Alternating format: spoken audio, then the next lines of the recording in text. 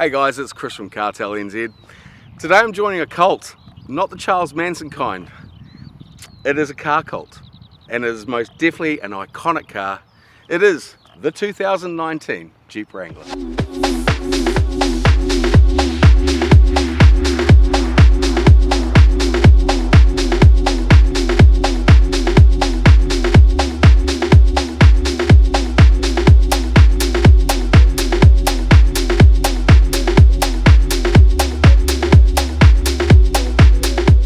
Alright guys, so as you know at Cartel NZ we're all about reviews for New Zealand cars. So anything we feature today you can get in this country. This is the Rubicon. It is the beast if you're going four-wheel driving. Below this is the Overland. That's the city slicker version. It's the four-wheel drive that you're not going to get dirty, but it's beautifully refined. And then under that is the Sport. The Sport is the base model, but all of them are four-wheel drive capable. This one, there's not many cars like it. In fact, I don't think there's any. First change for 2019 is this bonnet compared to previous models. It is aggressive, it is military, it is bulkier, it's got these cool vents on top. Absolutely love this. The 7-slot grille, well that's a Jeep icon. It's still here, but it's got a bit of a sweep back on the front of it. And then we go to the LED lights. Absolutely fantastic looking light, and of course daytime running lights. The front end, it's a winner already. So on the side of the car, not much has changed. Pretty much Jeep Wrangler. We have got a couple of vents added here, aesthetically nice vents. The Jeep badge, it's, you know, the exposed door handles, removable roof. There is a massive change in this roof, which we'll show you later, that you can pop these off in about 6 seconds. That is a huge change, and interlocking pins to get them back on. Coming down the side, pretty much the same. This Rubicon has the two-tone roof. The Overland, it's one colour, one body colour, and pretty much same for the Sport. But that's the side of the car. Alright, so around the back, Jeep's done their little bit of branding. They've got little Jeeps on every wheel, kind of cool. There's a few of those through the car. We've also got the gas can looking LED rear lights. And the boot, well, that's pretty big. A few changes this year. There's a bit of a tie down system here, adjustable tie down system. There's a bin in the back to putting more stuff in. And because they've got that space there, they've moved the sub over here. The space, well, you can easily fit a Chris in here, so that says a lot really. Alright, so the Rubicon, obviously the four-wheel drive masterpiece of the Jeep range. Jeep says that about 5% of the original Wrangler is now here, so that's a 95% change, and a lot of that is interior, is tech. The interior for the Rubicon is of course two-tone with the beautiful red colour coming through the front of the dash. Also, this new gear stick, I mean, not wanting to be cheeky, but they always say it's about the girth, and that is one heck of a gear stick. It feels comfortable. There's a bit of plastic in here, there is, but hey, that's what you need with a car that you can hose out. But at the same time, you've got the leather, you've got the soft pad here, leather on the sides, leather up the front. There's some really, really nice interior changes, but still maintain that four-wheel drive, off-road, wash it out kind of vehicle. Okay, so starting around the gear sticks again, we've got your 2 high, 4 high and 4 low ratios. We also have in the Rubicon only this 4-wheel drive pack, which gives you locking front and rear diff and sway bar detachment at the push of a button. So obviously protected, but you've now got a media switch bay as well.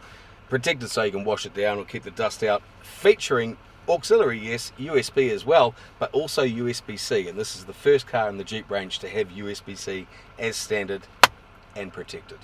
So one of the things I really like about the new model is the 8.4-inch screen, which is available in the Rubicon and the Overland. It's a 7-inch screen in the Sport.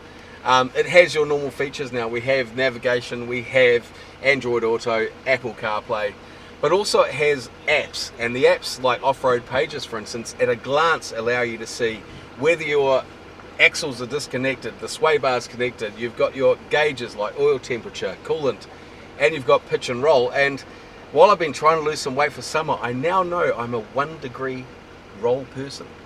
Thanks, Jeep.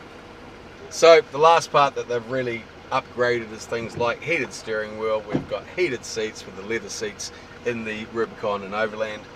This steering wheel is absolutely beautiful to touch. It's a really nice riding position. So all in all, the upgrades are absolutely magic from the previous model. So one of the reasons you buy a Jeep Wrangler is that you can pull it apart. The front windscreen can come down, the roof comes off, the doors can come off. You can turn this into an open air cruiser if you want to. The upgrades though in the roll cage for this model are quite extreme, and one of my favorite things is the ease in which you can take the front panels of the roof off. So with one clip there, 2 and 3, boom, that's it off. And now it has locking pins that when you bring it back, it comes down pretty easy. And once again, locked on, locked, done. One of the things though, when you do put the windscreen down and the doors off, this roll cage now goes right up this pillar and stays there. It's a totally redesigned roll cage, and safety wise I think it's just a magical improvement. So in the back there is plenty of leg room. You also have 24 volt and the USB-Cs ×2 in the back, keeps those kids happy. There is a good amount of room and a ton of headroom, so a really nice rear compartment to this Jeep. So here we are in the belly of the beast, and in New Zealand we're going to get the 3.6 litre Pentastar V6. You can get a diesel option, you just need to hop on a plane, fly to Australia and bring it back with you. Bit disappointing that we're not getting a diesel version in New Zealand, but the 3.6 litre Pentastar is a great engine. I just really wish the option was available to a country that loves its diesel cars as well. So a bit of an obstacle for us, wet clay, let's see how she goes. 4-wheel low selected, and up. Get a bit of angle on, and we're at 17 degrees, and down we go. Too easy. Here we go, we're got a 27-degree incline, we've got 4 low. We haven't done the lock diff or anything, so we'll just see how we go from here. Put it in gear helps.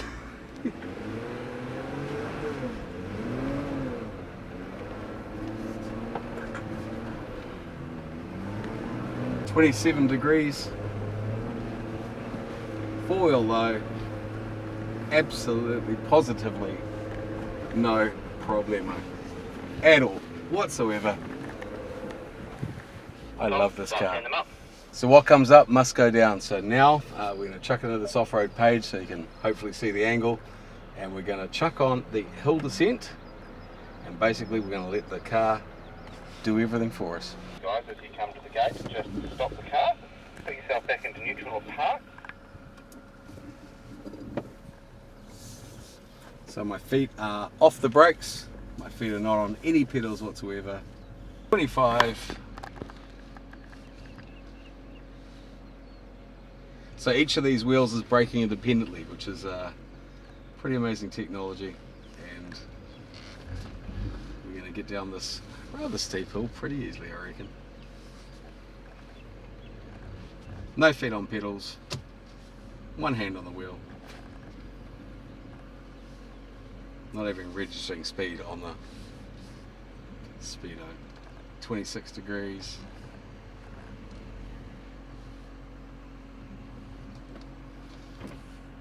I don't think you can fault the 4-wheel drive capabilities of this car. I truly don't. I don't think there are many cars that are even close to what this thing can do. So the Jeep Wrangler, if you love your off-roading, if you love getting away from it all, this is an incredible car. So I don't know about you, but when I'm driving, I am constantly worried about flash floods and river crossings. I don't think we're going to have to worry anymore. So I've got it in 4 low. I've got the sway bar disconnected, and we're at Hampton Downs 4-wheel drive park. So we're really going to put it through the river crossing. Johnny, my amazing cameraman, well, he's going to sit in the back without any kind of stabilization. We'll show you pretty much how smooth and how capable this car really is. So let's go. The water here is going to come up just over the front bumper, or around the front bumper, up to the wheel arches. It's pretty deep in parts, but as you probably see, Johnny's moving around a bit, but not the end of the world. And as we come out here,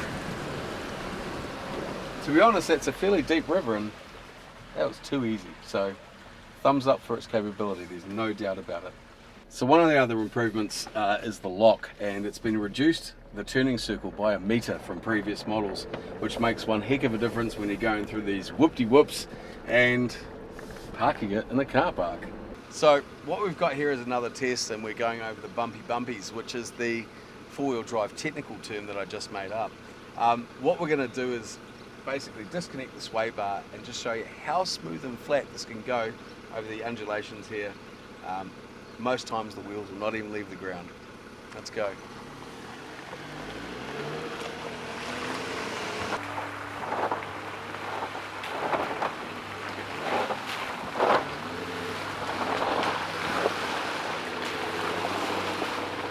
So like all Wranglers, there are options on your options. You can choose Sport, Overland, Rubicon, doesn't matter.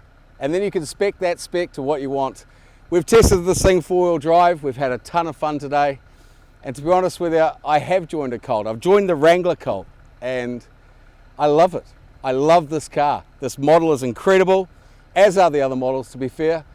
But the Rubicon for me, if you love your 4-wheel driving, this is the way. Now, I need to get out of here, so get me out of here, guys.